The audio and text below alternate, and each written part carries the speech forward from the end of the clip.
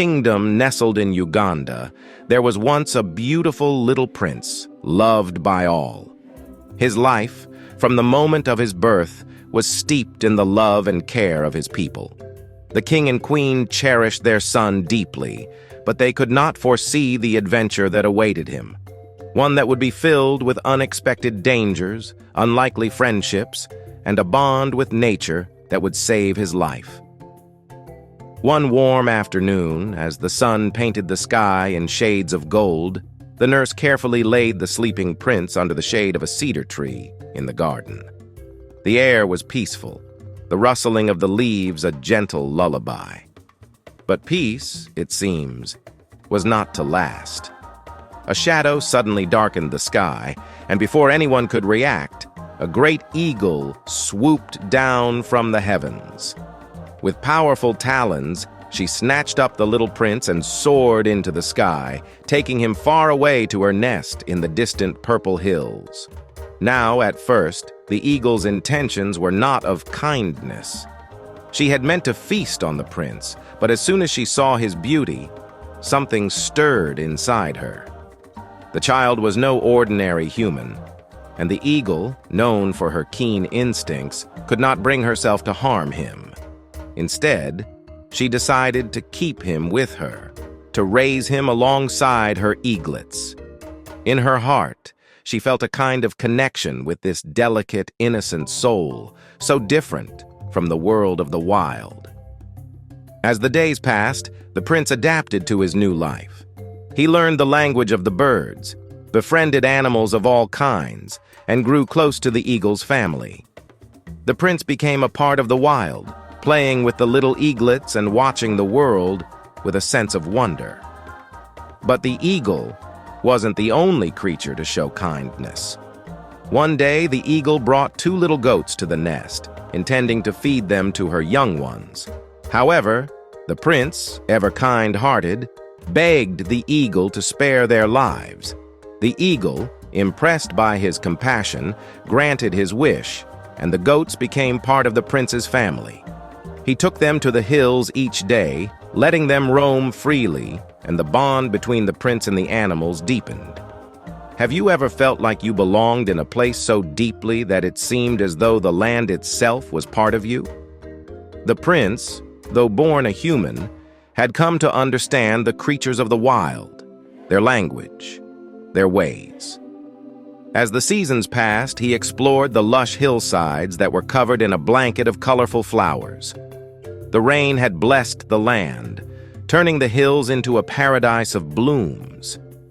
Great white lilies with 5 petals, vibrant tiger lilies of yellow and red, ground orchids in shades of purple, yellow, and white, and other flowers so unusual they looked like little creatures.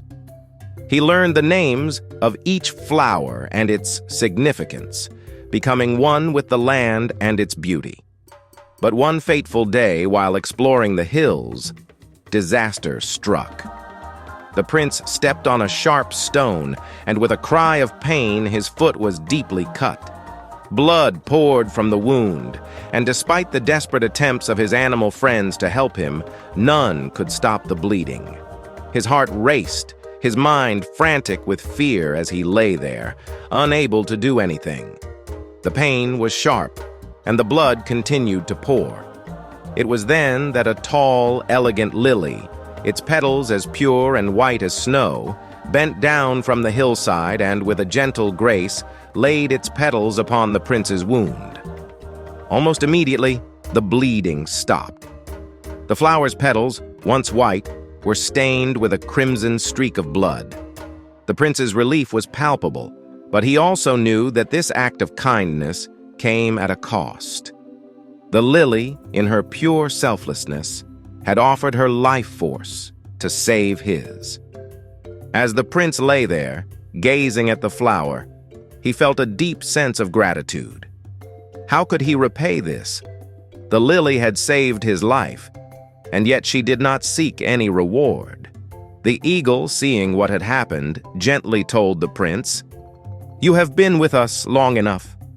It is time to return to your people. What would we do if harm came to the son of the king. The prince, though reluctant to leave his beloved animal friends, knew that his destiny lay beyond the hills. The eagle, ever watchful, lifted the prince once again and flew him back to the kingdom. The prince's return was nothing short of miraculous. The king and his chiefs, gathered in council, watched in awe as the eagle circled above them and then gently laid the prince at his father's feet. From that day on, the people called him Prince Eagle, a name that honored the majestic bird that had carried him home. But the story did not end there. The king, overjoyed to have his son back, sat up all night listening to the stories the prince told of the jungle, the creatures, and the flowers. The prince spoke of the great eagle and the kind lily, and how both had played vital roles in his survival. Moved by the flower's selfless act, the king declared, "It was the lily that saved my child's life, and for that, she deserves our gratitude." So the king, with a heart full of thanks, traveled to the distant purple hills where the lily grew. There, he found the tall lily still standing proud despite the crimson stain on her petals.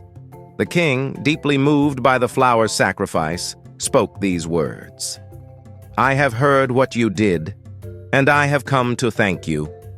For ever and ever, you shall wear a broad crimson stripe on every petal, so that all the people may remember that you saved the life of the king's son." And so, the crimson-striped lily became a symbol of the prince's journey, of the selflessness of nature, and the bond between the wild and the kingdom. Every year, when the flowers bloomed and the air was filled with the scent of life, the people would remember the flower's act of kindness, and the tale of the prince, the eagle, and the crimson-striped lily would be told for generations. At the end of the story, there's an extra lesson to be learned. Sometimes, the smallest acts of kindness can change the course of someone's life, and nature itself can teach us the most valuable lessons of all. Do you believe that the world around us is as connected as this story suggests? What other lessons do you think the prince learned in the wild that stayed with him throughout his life? Thank you for joining me on this journey into the heart of nature. If you've enjoyed this story, don't forget to share it with others, and let's keep the magic of these tales alive for future generations.